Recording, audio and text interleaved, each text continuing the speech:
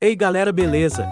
Essa é a segunda parte da história do nosso prota que virou um feiticeiro de uma tribo primitiva. Agora que nosso menino está sozinho dentro da tenda, ele agora pode acessar as informações do sistema para fazer o seu check-in diário e reivindicar suas recompensas. Ele é parabenizado pelo sistema. O sistema diz que ele obteve o pacote intermediário de habilidades de cura no nível 1. Ele fica surpreso que ganhou a ajuda intermediária e se pergunta se isso é normal ou se é um presente para iniciantes. O sistema fala que, ao abrir o pacote pela primeira vez, ele recebe assistências intermediárias. Ele nota que então era verdade. Ele diz que a habilidade de cura pode ser atualizada e o que ele pode fazer para elevar seu nível. O sistema fala que seu nível subirá quando seu nível de proficiência estiver cheio. E lembra que ele pode abrir o painel para ver o seu nível de proficiência. Essas habilidades dele parecem de um idoso, na minha opinião, muito baixos atributos. Decepcionado, ele pensa que seus atributos são muito normais pelo estilo de vida que ele levava. Um status como esse não é suficiente para viver em uma tribo primitiva como essas. É melhor ele começar a se exercitar.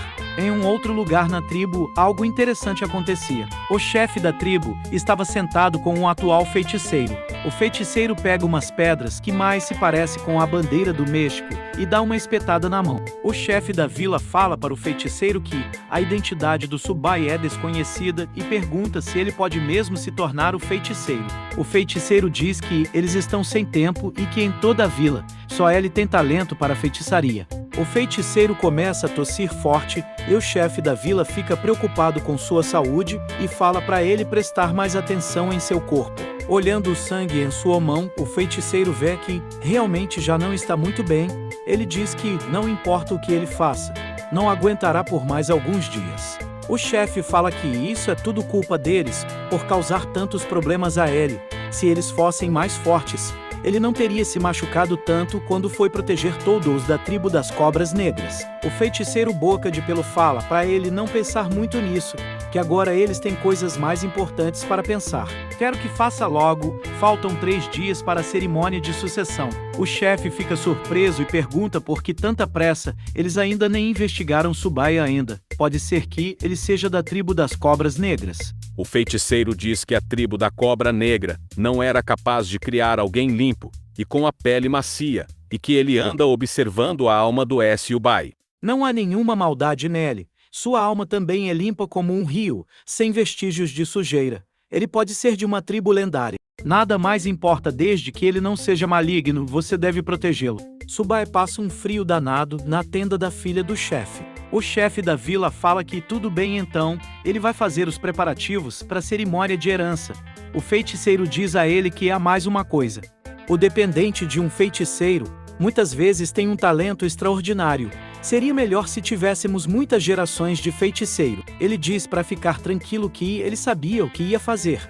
O chefe da vila sai da tenda e se depara com sua filha, curiando por fora da tenda. Ele pergunta o que ela está fazendo ali. Está escutando? Na cara de pau ela diz o que você está falando. Apenas passei por aqui enquanto estava patrulhando. Eu não ouvi nada. Ele fala para ela esquecer se ouviu ou não.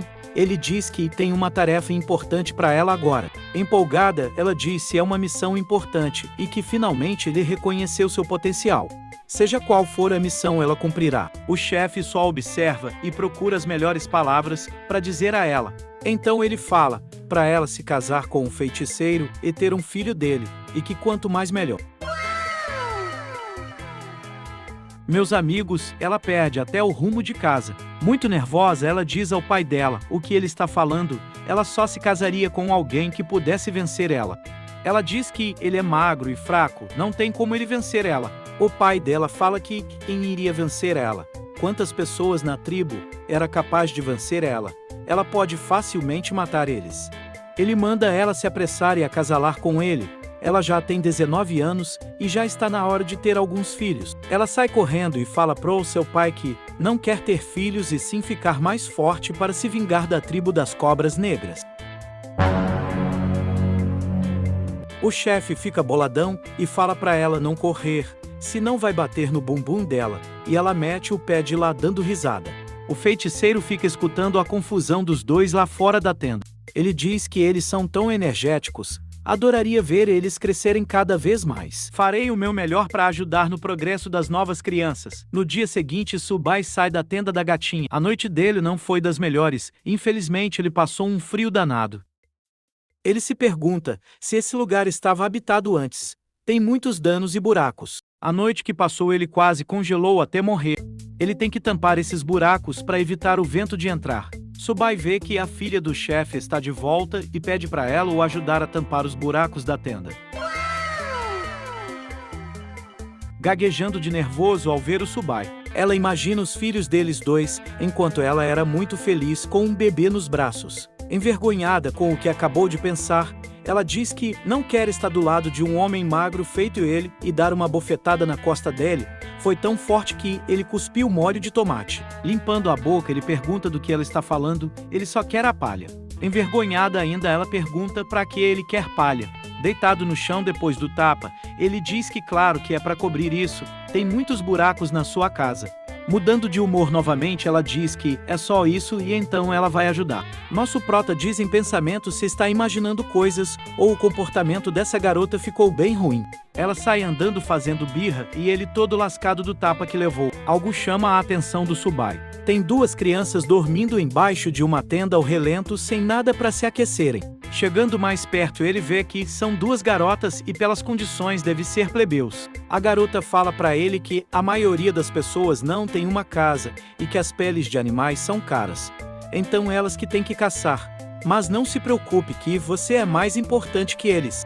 De onde nosso prota vem o costume é totalmente diferente. Ele pega as palhas que recolheu com a filha do chefe e cobre as duas crianças para aquecer elas e deixar elas dormirem mais confortavelmente. A garota pergunta por que ele deu as palhas para elas. E mais uma vez ela fala que ele é mais importante que elas, já que é o feiticeiro, você não pode congelar até morrer à noite. Bem determinado, Subai fala que são todos igualmente importantes. A menina só observa a atitude dele, e em pensamentos ela diz que ele não é aquilo que ela imaginava. Será que vai rolar um aranhai?